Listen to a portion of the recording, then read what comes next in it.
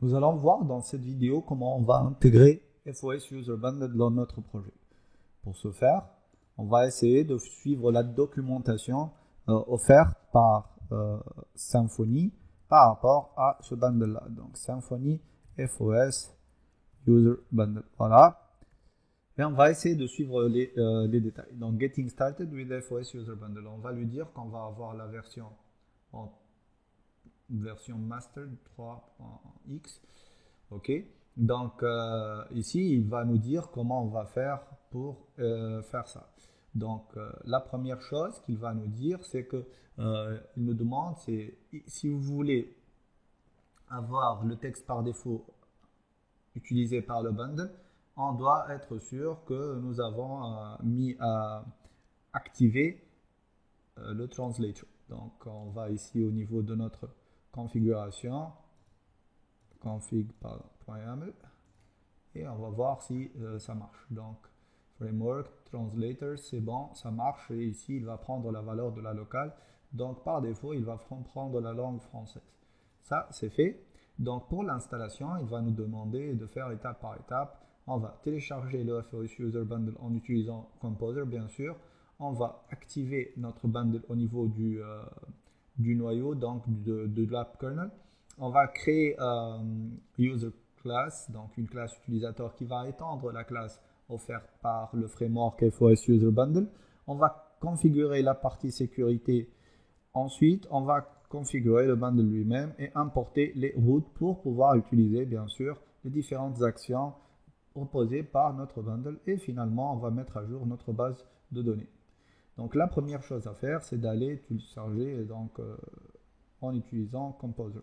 Donc on va venir ici et on va lui dire, Composer va faire un require du bundle FOS User Bundle. Ok.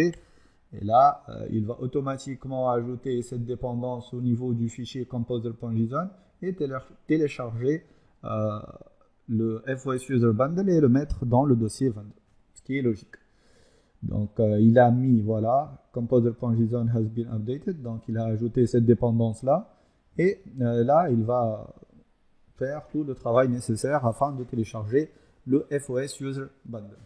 Donc juste en attendant que ça télécharge, le FOS User Bundle, c'est un bundle qui va vous offrir toute la partie gestion de tout ce qui est inscription, authentification, mot de passe oublié, etc. Donc toute cette partie-là, elle va être gérée automatiquement par ce bundle-là qui est très puissant, qui est très demandé, très téléchargé par les utilisateurs de Symfony.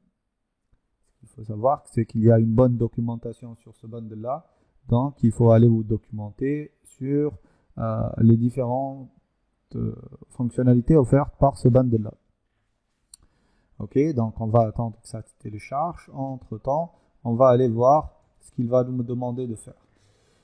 Donc il nous dit ici que Composer will install the bundle to your projects. Il va installer tout ça sur le dossier vendor. If you encounter installation error pointing at a lake of configuration parameters such as the child node DB driver at path FOS user must be configured, you should complete the configuration in step 5 first and then rerun the steps.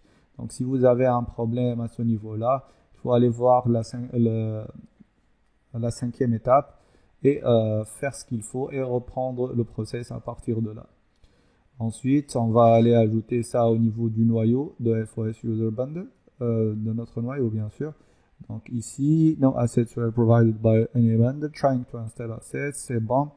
Il a tout fait, ça marche. Donc il a installé version 2.1.2. Si on va voir le fichier composer.json, on va aller voir que Friends of Symfony User Bundle a été installé, ajouté à vos dépendances. Donc ça marche, c'est bon. On n'a pas besoin de faire la deuxième partie. Peut-être on aura d'autres problèmes qu'on devrait gérer au fur et à mesure. Donc là, on va faire un new de tout ça. Donc au niveau de notre noyau pour qu'il puisse le charger au démarrage. Donc ici, voilà, ça c'est les autres bundles que j'ai installés. Hein. Et là, pour être sûr que ça marche, et c'est FOS User Bundle, voilà, tout simplement. Et c'est bon, il a accès au bundle maintenant.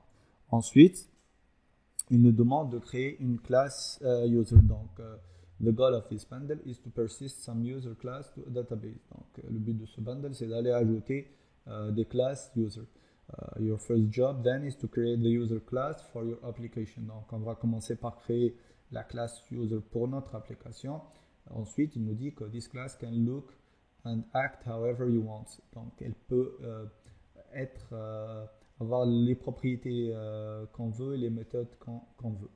This is your user class. C'est votre classe user, c'est à vous de la gérer. Par contre, il vous dit que le bundle, il va vous offrir une base classe which are already mapped for the most fields to make it easier to create your entity. Here is how you use it. On va étendre the base user class from the model folder if you are using any of the doctrine variants. Mapped ID field, it must be protected as it inherited from the parent class. Donc, il doit être protected. Pourquoi? Parce que, en fait, si on le met à private, il ne va pas être vu par la classe. C'est de l'héritage. Donc, au niveau de l'héritage, vous pouvez voir la propriété s'il est privé de votre parent. Par contre, vous ne pouvez pas y accéder. En la mettant à protected, dès qu'on parle d'héritage, c'est comme si vous aviez donc votre classe qui est public. Donc, voici la classe qu'on doit ajouter. C'est la classe user, c'est une classe de base. Donc, moi, je vais copier tout ça et je vais créer cette classe-là à ce niveau-là. Donc, au niveau du dossier entity de votre bundle, voilà. Donc, j'ai tout ça. Donc, je vais créer new PHP class et je vais l'appeler user. Voilà. Yes, ajoute ça. Donc on va faire un CTRL A et un CTRL V. Source app bundle entity user.php. Source app bundle entity et user.php. C'est bon. Et le namespace il est correct. C'est au niveau de app bundle entity que j'ai mis donc ma classe utilisateur. Maintenant, il nous dit qu'on va utiliser le user. On est sûr que ça marche. Voilà, donc ça pointe réellement sur la classe user de FOS user bundle. Vous voyez que ici, donc votre ID il est protected. Il va donc et on a un constructeur qui va appeler le constructeur parent. Ok. Donc si vous ajoutez d'autres propriétés, vous avez your own logic, donc votre logique métier qui est propre à vous. D'accord. Maintenant, on va passer ça. Il vous explique si vous utilisez une base de données Mongo ou CouchDB. Ok. Maintenant, la quatrième étape, c'est d'aller configurer la partie sécurité. On va dire à votre framework que c'est Symfony, plutôt FOS User Bundle qui va gérer tout ça. Après, vous allez vous documenter sur le reste. Donc, tout ça, ça va être votre nouveau fichier de sécurité. Donc, voilà. Je vais copier tout ça. Donc, voilà, déjà, il vous dit que ça va être au niveau de app config security.yaml. Voilà, ok. Donc, je vais aller pointer sur ça. Là, je peux garder ça parce que ça aide à enlever le truc deprecated que nous avons dès le départ. Et ça, c'est au niveau du main. Ok, je vais l'ajouter après. Donc, je vais reprendre tout ça. Voilà. Et voilà. Après, si ça va, je ne sais pas si ça va causer des problèmes au niveau de logout on user change. Je ne pense pas que ça va poser de problème. Je vais le garder, sinon je vais l'enlever après. Bon, ce que je vais faire, c'est que je vais l'enlever maintenant. Et après, je vais tester et voir ce que ça pose un problème ou pas. D'accord? Donc, la partie sécurité a été gérée. Donc, si on veut analyser un petit peu tout ça, on lui dit qu'on va utiliser le bcrypt qui est offert par le FOS User Bundle, que nous avons ces deux hiérarchies de rôles. Donc, un super admin, il peut gérer tout ce qui est admin, etc. Après, on a le providers. Votre provider, c'est le providers offert par le FOS User Bundle. Et ici, c'est le access control. Donc, qui peut accéder à ces parties-là. OK. Donc, vous pouvez faire ce que vous voulez. Donc, ce qui est logique, c'est que lorsque vous allez vous connecter à la page login, vous devez être anonymous parce que vous n'êtes pas encore connecté. Pareil pour register et pareil pour resetting. Donc, lorsque vous voulez récupérer votre mot de passe. Par contre, Dès qu'on va s'approcher de la partie administration, là, vous devez avoir le rôle admin et c'est normal.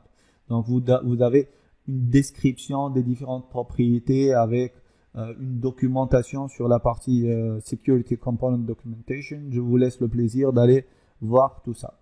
Maintenant, il nous dit, now that you have properly configured your application security.yaml to work with the FOS User Bundle, pour travailler avec le FOS User Bundle, the next step, donc l'étape suivante, est de configurer le bundle afin qu'il marche avec les besoins de l'application. Il nous dit donc add the following configuration to configure.yaml. Ça, c'est la configuration de votre bundle au niveau du fichier config.yaml. Donc, c'est comme la plupart des bundles que vous utilisez. Vous allez les configurer au niveau de ce fichier-là. On peut voir qu'on a la configuration de Twig, de Doctrine, etc., de SwiftMailer et ce que vous voulez. Donc, voilà, que ça soit à ce niveau-là. Donc, vous lui dites que le user class, c'est votre user class. Vous lui dites que l'adresse NSLML, ça sert pour la partie récupération de mail, activation, récupération de mot de passe, activation, etc. Donc, tout ça, ça vient ici. Donc, vous devez lui fournir les adresses. Donc, comme on l'a vu dans la dernière vidéo, nous avions configuré FOS User Bundle, SwiftMailer, ce qui fait que ça devrait marcher, il n'y a pas de souci de ce point de vue-là. Ok, donc maintenant, on doit importer les fichiers de routing, ce qui est logique au niveau de FOS User Bundle. Donc, je vais faire ça. Je vais aller dans mon fichier routing.yaml. Voilà. Et je vais aller lui dire, tiens, il y a aussi les routes de FOS User Bundle qui utilisent en fait de l'XML. Voilà l'ensemble des routes que vous avez avec pour chaque route, donc la classe qui lui correspond. D'accord? Donc ça, c'est pour register, etc.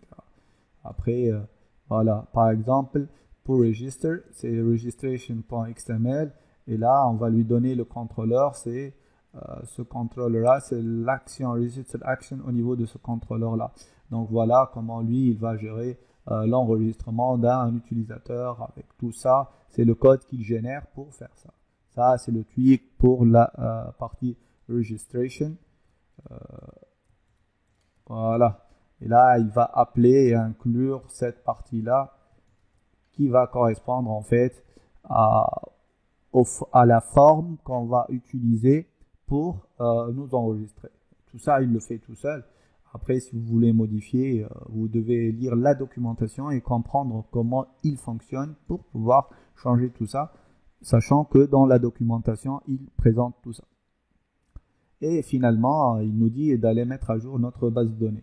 Donc déjà, je dois démarrer mon exemple pour ne pas avoir de problème avec ça. Voilà, bon, je démarre les deux, pas de souci, même si on peut utiliser le serveur local de faire par Symfony. Donc je vais aller faire un PHP bin console doctrine schema update-force. Bon, par précaution et avant de faire ça, je fais toujours un PHP. Qu'est-ce que j'ai fait là? Voilà, on ne touche pas à ça déjà. Voilà, c'est PHP bin / console doctrine .schema .update -dump -sql pour que pour voir en fait les requêtes qu'il va exécuter. Donc logiquement, il va me dire que je vais mettre à jour votre table je vais créer une table user. Voilà. Has a dependency on non-existing service templating. Ok, ça c'est l'une des erreurs qu'on peut avoir au niveau de FOS User Bundle. Donc on va tout simplement aller vérifier cette erreur-là au niveau de Google. Ok, et donc là, il va de service, voilà. Ça, on a directement une réponse. Logiquement, on doit ajouter dans la config le service templating. Donc, voilà, to solve your problem, you will have to install the templating component using Composer, then add the following configuration under the framework key in your config.yaml. Voilà, donc templating engine twig. Je vais le faire directement parce que je pense que j'ai ce service-là. Je sais pas. Logiquement, je ne dois pas faire ça, mais bon. Templating. Donc, est-ce que déjà j'ai un templating, une clé templating, configuration de la partie templating ici quelque part? Je ne l'ai pas.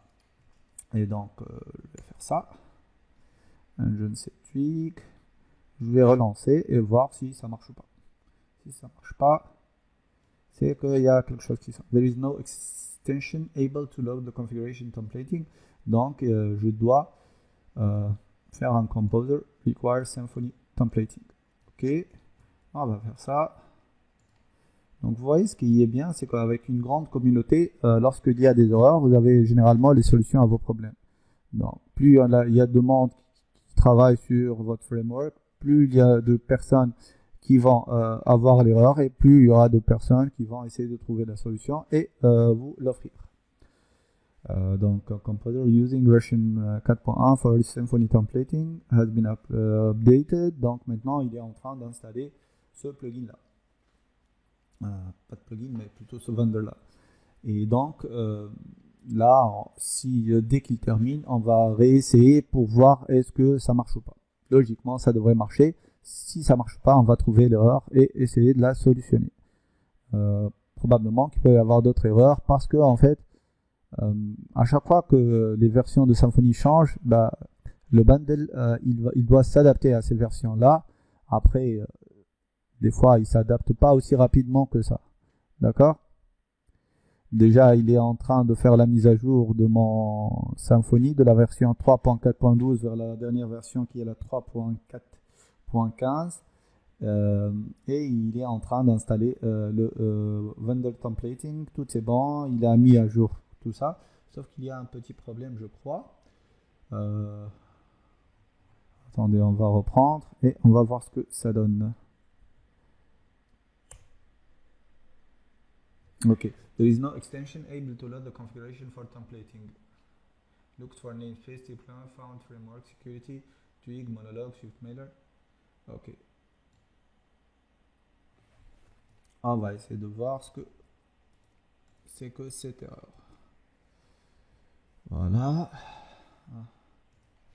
No extension templating. Déjà. Voilà. There is no extension. Voilà. Et là, il va nous expliquer c'est quoi le problème.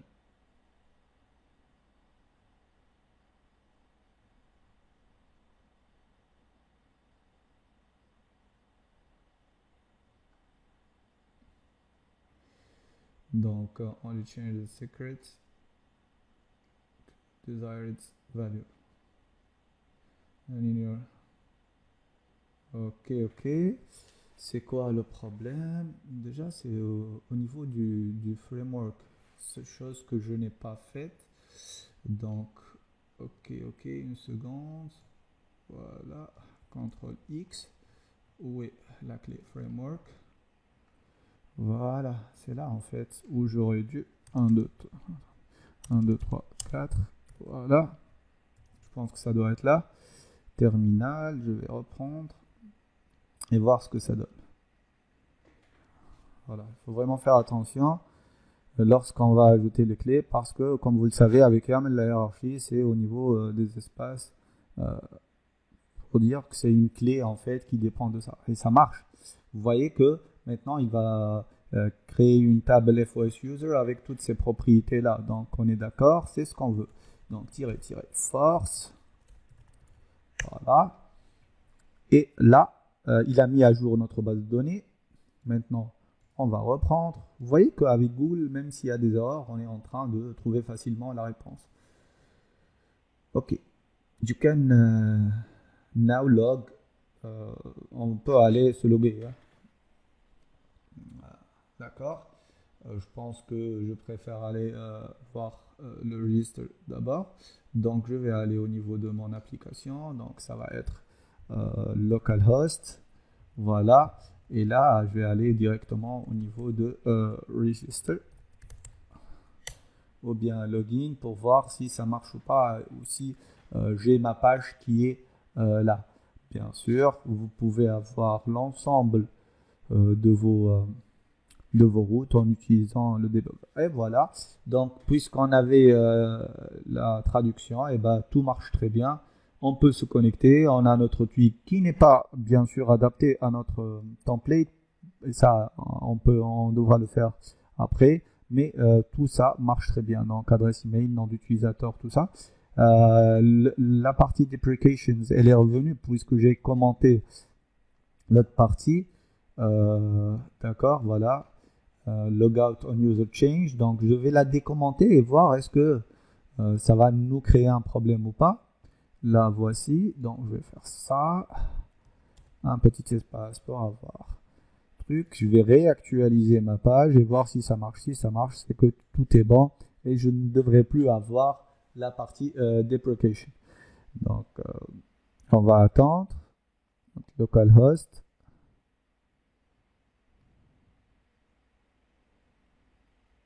Il met un peu de temps et ça marche et on n'a plus de deprecation normalement. On va attendre la barre et ça marche. Donc vous avez maintenant installé OS User Bundle. Vous pouvez vous en servir directement et accéder aux différentes fonctionnalités qu'il vous offre. Merci.